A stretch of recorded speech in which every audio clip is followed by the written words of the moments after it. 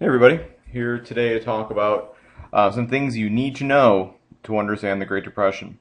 And one of the first things you need to know is what is Fed? Okay. What is it, what's its purpose, and what role it play in the Great Depression? Okay. We're going to focus on the first of those two, what is it and what does it do? Alright, quite simply, the Fed is the Bank of the United States. Okay, it is the creme de la creme of banks. It has a lot of power within our economy. Okay, there's several purposes that it has or things that it's supposed to do. We're not going to go over each one. We'll just go over them real briefly. But number one, the Fed is like the government's bank. So whenever the government needs to pay somebody, the Fed kind of writes the check. If you look at any paper currency that you have on you, you'll notice that it says Federal Reserve Note. The Fed is the place where your money comes from, your paper money, that is. Okay. The Fed is also in charge of serving banks. So whenever someone writes you a check, it's the Fed's job to clear it. Make sure everything's legit there. The Fed also make sure banks are operating responsibly. They provide emergency loans to banks that are really in trouble. And the bottom two things are things that I'm going to focus on a little bit more here because that's really what's important in terms of understanding the Great Depression.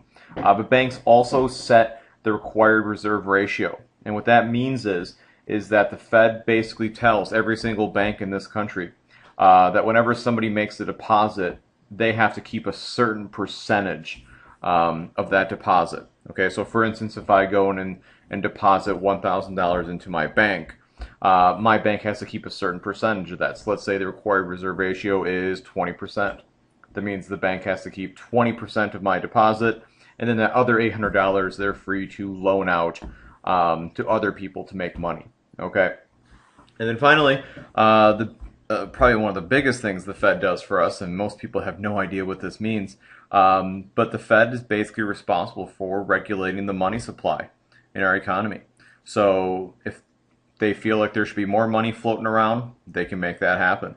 If they think there should be less money floating around our economy, they can make that happen. Okay, so they are in charge, really, like I said, of controlling the amount of money that is circulating in this country. Okay, and a lot of people don't really understand that because I think a lot of people assume that all the money that exists within our economy exists physically. Like you could literally hold it in your hand, and that's not really true. A lot of the money that exists in our economy, doesn't exist physically. It exists electronically in people's bank accounts and stuff like that, which is kind of confusing, but we'll talk about that later. All right. So a couple other things about the Fed that you might want to know. Let's see if I can advance the next slide. There we go. The Fed is broken up into 12 districts. Don't ask me why they're broken up like they are. If you look at the map on the top right, it's hard to explain why. Sometimes people say it's population. I doubt it because District 9, there's like 12 people that live in District 9, and District 12 is full of, tons of people. I always think of the Hunger Games when I look at this map. Anyways, so it's broken up into those 12 districts.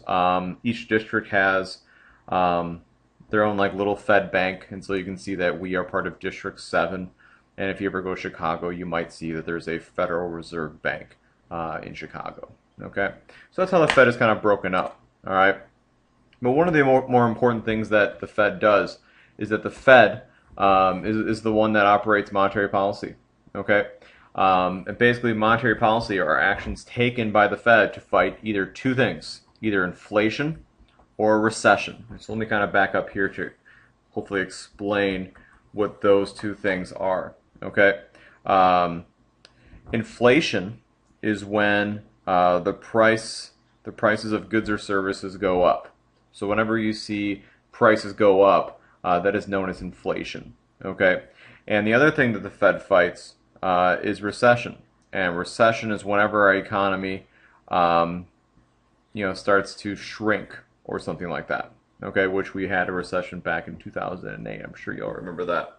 Okay, the only thing though is that the Fed can only fight one of these at a time. Okay, and it's not always easy to fight either one.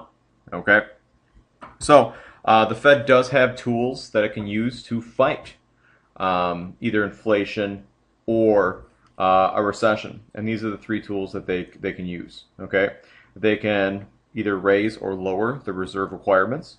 They can either raise or lower something known as a discount rate, or they can buy and sell American debt. Okay, and so we'll go over each one of these real briefly. But basically, what it all comes down to is that each of these three are ways to either pump money into the economy or take money out of the economy. Okay, so for instance, before I was talking about banks. Okay, banks have to keep a certain percentage, of their money in their vaults. Okay, so let's say it's 20%. All right, so banks have to keep 20% of all their deposits in their vaults, which means that money essentially is not in the economy. It's not being used to, create wealth or buy things and really spur economic activity. So let's say that we hit a recession. Okay, we hit a recession and the economy is suffering. What the Fed can do to encourage more people to buy things and encourage economic growth is that they can lower this number. They can lower it to say 10%. And now, banks can now take the 10% they used to have to hold in their vaults, and they can loan that out. And that can go to, buying new homes. Sorry, I can't write. Or starting new businesses. Okay?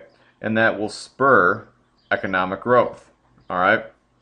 On the other hand, the Fed can also, during times of inflation, which means the prices of goods and services are going up too fast. I think we all kind of know that because I'm sure we've all realized that the price of gas, for instance, has been going up quite a bit. That's considered inflation.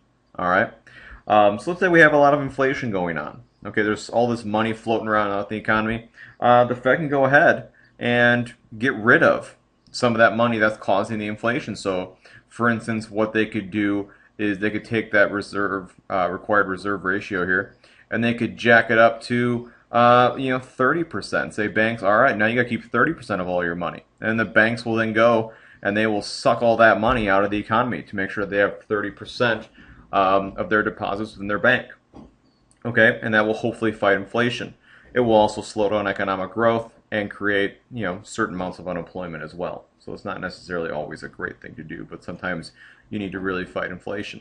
So basically all three of these tools in some way either pump money into the economy or take money out of the economy. Okay, and really the one that's used probably the most is the open market operations, and that's when the Fed either buys or sells American debt.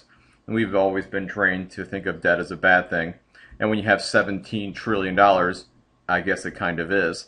But what the Fed can do is that if they want more money in the economy, they could go ahead and buy a bunch of American debt, which is always in the form of bonds. I'm sure some of you have them. So they go and buy, say, $500 billion worth of American debt, and they basically take $500 billion of currency and throw it out into the economy. On the other hand, they want to take it out, they can sell American debt. So they can sell $500 billion of American debt, and then people will buy the bonds, and that money will leave the economy. Okay, those are some of the ways the Fed can control those things. All right, so we're going to stop there for today. Hopefully that kind of gave you some basic info on the Fed and what it does.